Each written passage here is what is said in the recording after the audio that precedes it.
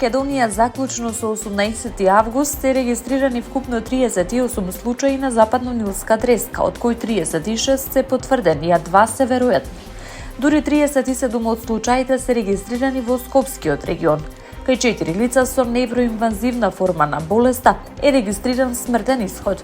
Според последните податоци на Институтот за јавно здравје, во периодот од 12 до 18 август се пријавени 12 нови случаи. На 11 август Центарот за јавно здравје Скопје прогласи епидемија на западно-нилска треска во општините Кисела вода, Газибаба, Аеродром и Бутел. Министерот за здравство Сашо Клековски информираше дека државниот санитарен и здравствен инспекторат извршил контрола на активностите за дезинсекција во сите општини. Паралелно продолжуваат систематските и вонредни активности за ларвицидна и адултицидна дезинсекција со авионски и теристички третмани.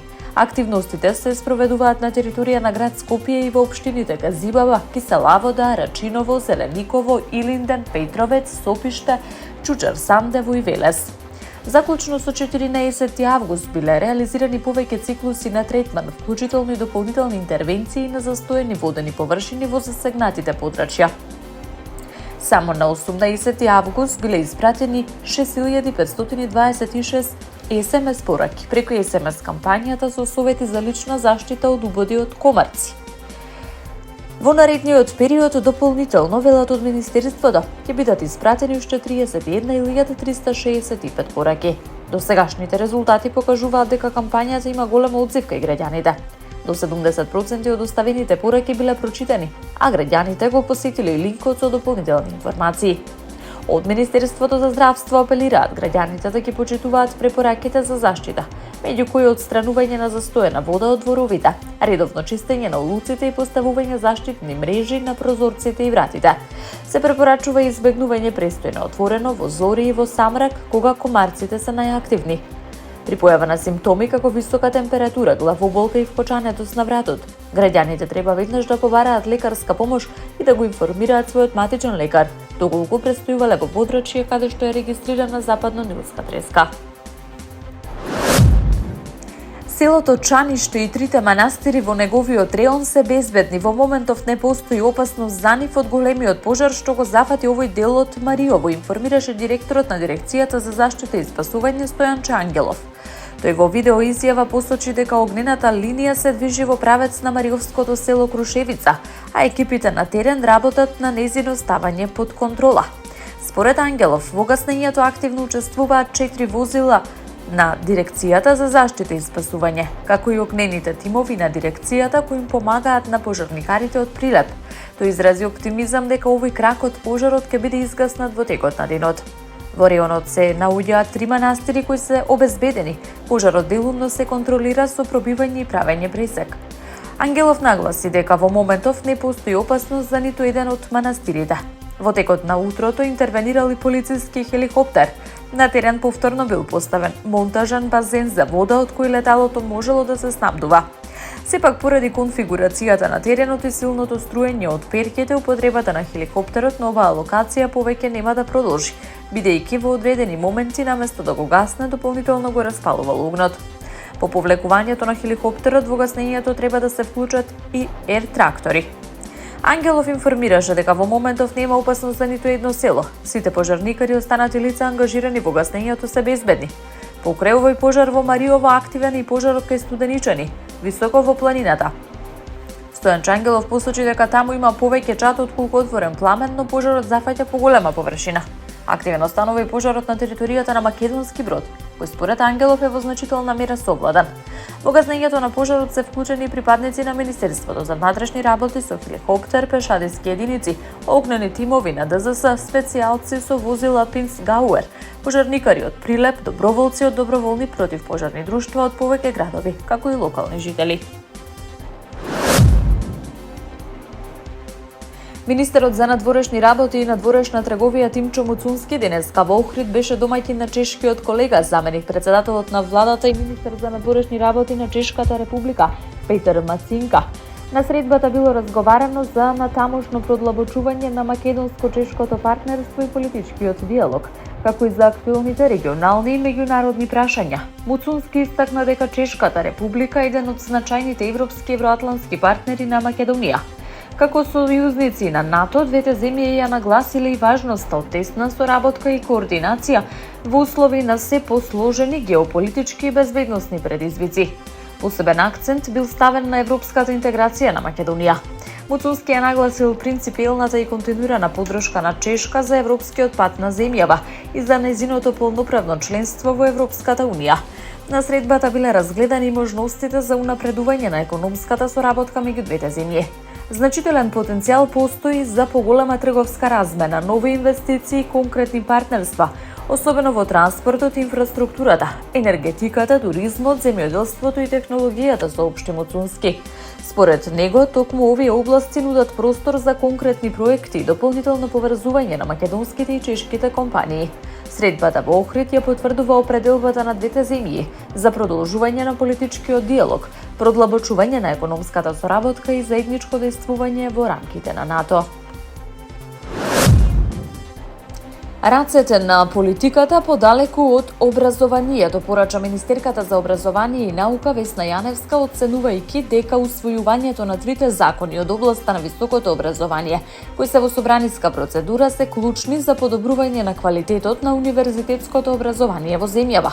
Одговарајќи на прашање за најновата шангајска листа на која годинава не се најде ниту еден македонски универзитет, Јаневска рече дека не очекува драстични промени во краток рок. Според неа, без донесување на новите законски решенија, не можело да се очекува значително подобрување на позициите на македонските високообразовни институции. Таа очекува доколку законите бидат усвоени, тие да создадат услови за подобрување на квалитетот на високото образование и исполнување на повеќе критериуми што се земаат предвид при меѓународното рангирање на универзитетите. Според министерката, тоа би можело да придонесе за подобри позиции на македонските универзитети, не само на шангајската, туку и на другите меѓународни ранглисти. Јаневска беше прашана и за можноста законите да останат блокирани во собранието.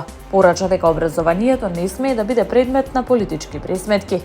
Информираше дека Министерството за образование и наука досега разговарало со академската заедница за предложените законски решенија, додека, како што рече, од политичките субјекти не биле доставени конкретни забелешки или предлози. Министерката повторно порача политиката да не се меша во образованието, нагласувајќи дека подобрувањето на квалитетот на високото образование е во интерес и на студентите и на целото општество. Министерот за локална самоуправа Иван Стоилковиќ денеска уствари работна средба со амбасадорот на Република Австрија во Македонија Мартин Памер.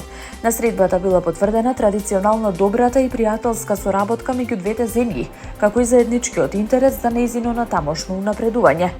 Стоилковиќ и Памер размениле мислења за темите и приоритетите од интерес за Австрија во земјава, со посебен акцент на областите од значење за локалниот развој и јакнењето на капацитетите на локалната самоуправа.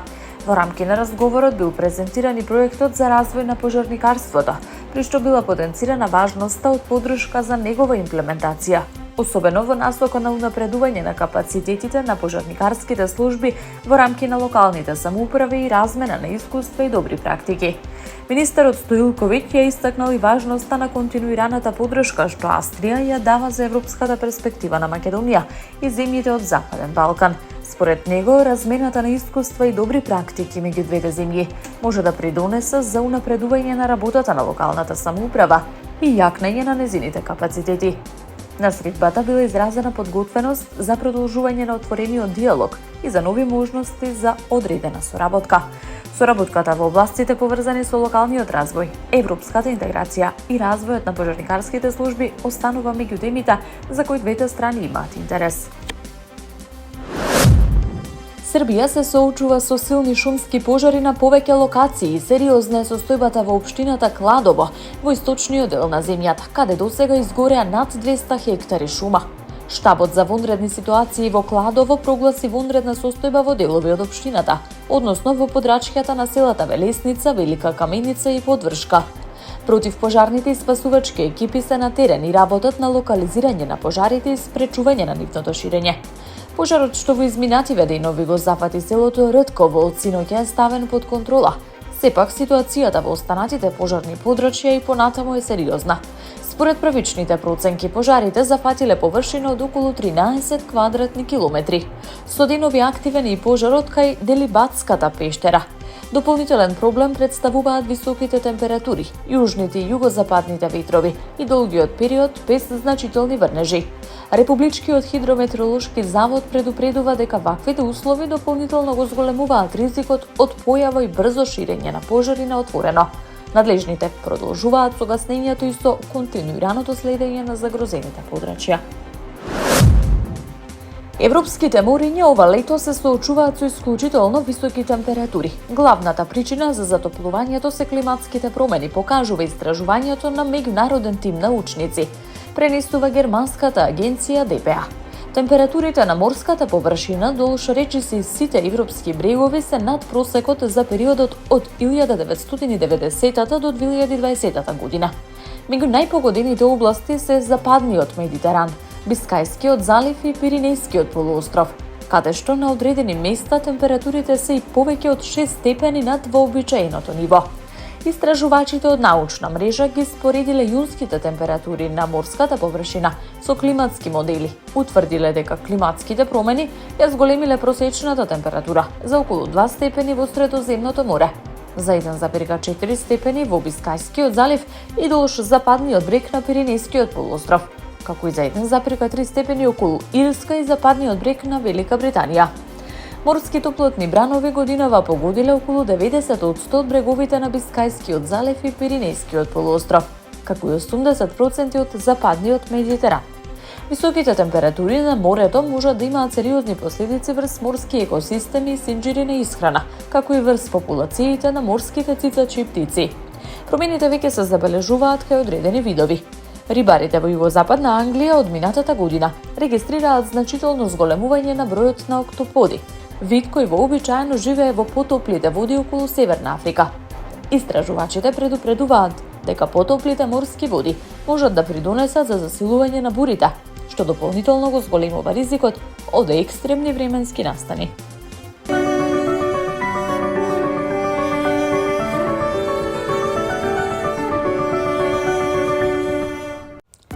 Времето денеска сончево и топло со мала до умерена локална облачност. Попладне во планинските региони се очекува зголемување на облачноста со услови за краткотраен дожд и појава на ретки грмежи. Ќе дува слаб до умерен ветер од северозападен правец. Минималната температура ќе се движи од 12 до 20 степени, максималната ќе достигне од 30 до 38 степени. Во Скопје ќе преовладува сончево и топло време, со мала до умерена облачност, ќе дува слаб до умерен северозападен ветер. Минималната температура ќе се спушти до 17 степени, максималната ќе достигне 37 степени.